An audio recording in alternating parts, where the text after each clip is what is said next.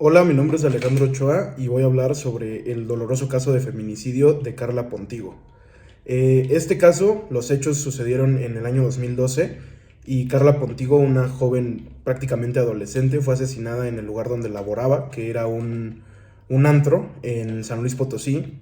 Y bueno, en primer lugar, en cuanto a la relevancia de este caso, eh, pues se dio cuando el delito de feminicidio todavía no estaba tipificado en todos los códigos penales del país.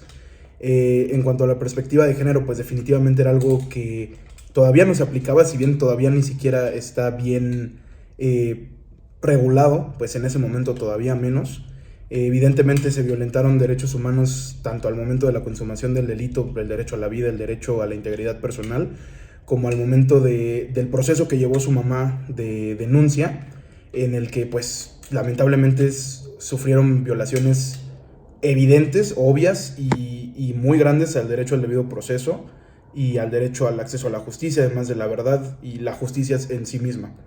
En cuanto al respeto a la dignidad humana, pues Carla Pontigo, tanto como persona, como su cuerpo, como un pues elemento físico, fueron eh, pues tratados sin ninguna dignidad.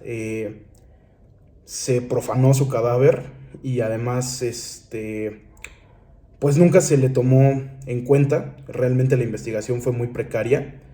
Y bueno, desde un punto de vista ético, en cuanto a las faltas institucionales que se dieron, pues primero hubo una terrible ausencia de perspectiva de género por parte de la Fiscalía de San Luis Potosí, de la Policía Investigadora, de los jueces y de los médicos forenses.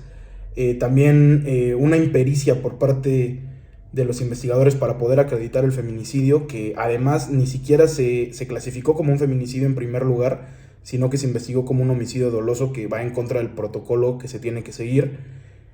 Y igualmente, pues esto afecta a las estadísticas, porque al ser clasificado como un homicidio doloso, las estadísticas de feminicidio no aumentan y realmente son casos que quedan impunes.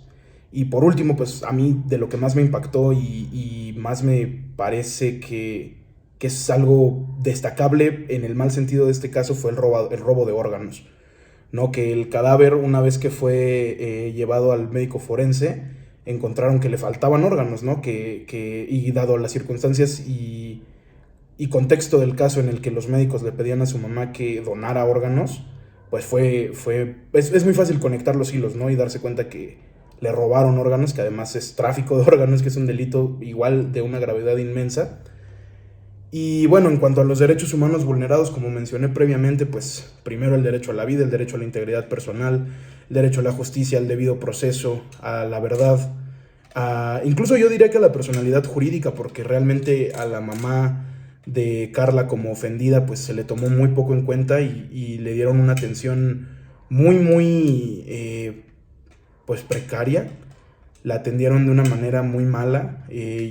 Como menciona ella misma, la gente del Ministerio Público que fue con la primera persona que tuvo contacto le dijo que no, básicamente que no la molestara, que tenía demasiados casos que perseguir, que es una realidad en México, ¿no? O sea, independientemente de que esa agente del Ministerio Público hubiera sido grosera o no grosera con la mamá de Carla, pues mientras no se mejore la situación de la cantidad de casos que tienen que perseguir los ministerios públicos, las horas que trabajan y el salario tan mal remunerado que tienen, pues la Procuración de Justicia siempre va a estar afectada, ¿no? Y es una realidad en el derecho penal mexicano eso.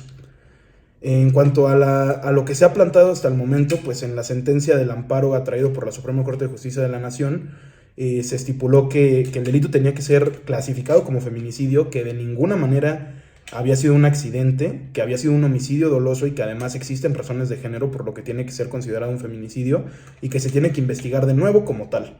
Entonces, eso va por esa parte. Y bueno, algunas medidas que debe tomar el Estado para que esto no se repita, pues yo creo que el punto que recién comenté sobre los ministerios públicos, sobre capacitación también a la policía investigadora, sobre las fiscalías de feminicidio que realmente funcionen, estén mejor reguladas y haya más. Y por último, como aprendizaje personal, pues yo creo que nada más es un recordatorio de la situación tan difícil que se vive en México y pues también una cachetada de realidad de lo que es la procuración de justicia y cómo se lleva el derecho penal aquí. Y pues es todo. Gracias.